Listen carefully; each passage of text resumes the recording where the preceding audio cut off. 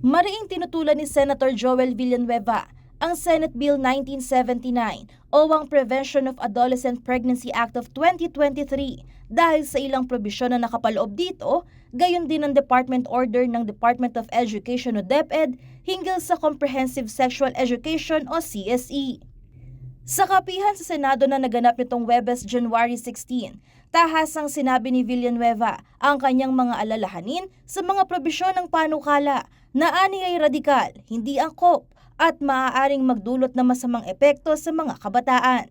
Nakasaad sa mga pangunahing layunin ng Senate Bill 1979 ang lumikha ng national program upang matugunan ang tumataas na kaso ng adolescent pregnancy o maagang pagbubuntis, partikular sa mga batang kababaihan na nasa 10 taong gulang pa lamang. Ngunit ayon sa senador, hindi malinaw ang mensahe ng panukala.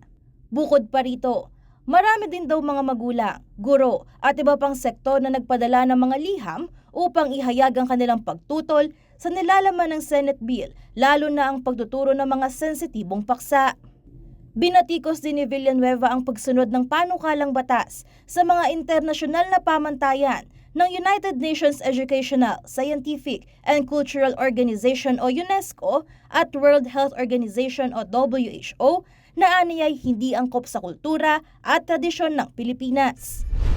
Tapos, ano yung specific na gusto nilang ituro? Halimbawa, teen dating, issue ng pornography, paggamit ng contraceptives, etc. Ngayon, saan daw ipapatupad itong pagtuturong ito? Public and private schools. Ano yung gagamiting guidelines? International standards. Puntahan natin yung WHO. WHO, 0 to 4-year-olds are to be taught early childhood masturbation. 4 to 6 years old are to be taught skills to talk about sexual matters. What feels good? Sinong mga magulang ang hindi mag-aalala dito? Sa UNESCO, sa 12 to 14 years old, they have the right to make their own decisions about sexuality. Walang pakialam kahit sino. Walang say ang mga guro. Walang say ang school administration dito sa CSE delivery. Wala po. Dapat daw integrated sa curriculum. Ngayon, kung isang Christian school, for instance, hindi magpapatupad nito, ayaw ipatupad ito, ano mangyayari? Tatanggalan po sila ng accreditation? Dahil compulsory, tinatanggal na rin po yung parental authority. Napakalinaw ng ating konstitusyon. Bagamat kinikilala raw ng senador ang seryosong problema na idinudulot ng teenage pregnancy, iginiit niya na dapat itong tugunan nang hindi inaalisan ng karapatan ng mga magulang na gabayan ng kanilang mga anak. And if I'm the last one standing here in the Senate, so be it. I will oppose this measure. Kung ganitong pagkakasulat na, I'm sorry. May anak din po ako eh. May anak din po ako. Hindi po pwede na kukunin mo yung karapatan ko bilang magulang. I will abide by what I believe in. And more than anything, I will abide by what my constitution is saying about the right of parents to their children. Dagdag pa ng senador, hindi naman may tuturing na national emergency ang sexual education sa bansa. Kaugnay nito, iminungkahi niya sa DepEd na ituon ng pansin sa pagpapabuti ng edukasyon, lalo na sa agham at mathematics. Ina-activate din po dito ang lahat dito sa bill na to pag binasa niyo po. Hindi lang DepEd, kasama ko yung mga barangay health workers, SK, LGU, CSOs, NGOs, pati mga line agencies, DILG, DSWD, MTRCB. Pambira, ano ba yan? Meron ba tayong national emergency sa sexuality education? Ito yung priority.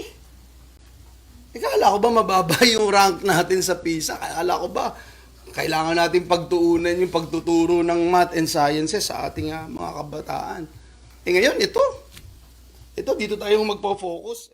Sa kabila ng kanyang pagtutol, sinabi ni Villanueva na handa siyang makipagtalakayan sa Senado hinggil sa naturang panukala. Gayunpaman, nanindigan siya na hindi siya papayag sa anumang probisyong taliwas sa tradisyon, kultura at paniniwala ng mga Pilipino. Yun yung saloobin ko bilang isang kinatawan ng ating mamamayan dito sa Senado. Marami din pong ganyan yung saloobin. Kaya sana pakinggan din po tayo. But of course, I respect the decision of the majority. If the decision of the majority is to push for this, I will just give my piece. I will try to also convince my colleagues na the dangers of this measure. Samantala, ibinahagi ni Villanueva na may ilang mga senador na rin ang nagsasabi na iwi-withdraw nila ang kanilang authorship sa naturang panukala kung saan si Senator Risa Hontiveros ang pangunahing may akda. Kabilang sa mga co-author ay sina Senator Amy Marcos, Ramon Revilla Jr., Bongo, Cynthia Villar, Raffy Tulfo at ang dating senador na ngayon kalihim ng edukasyon na si Sonny Angara. Kasama si Karen Maurilio, Angelica Cara, CLTV 36 News.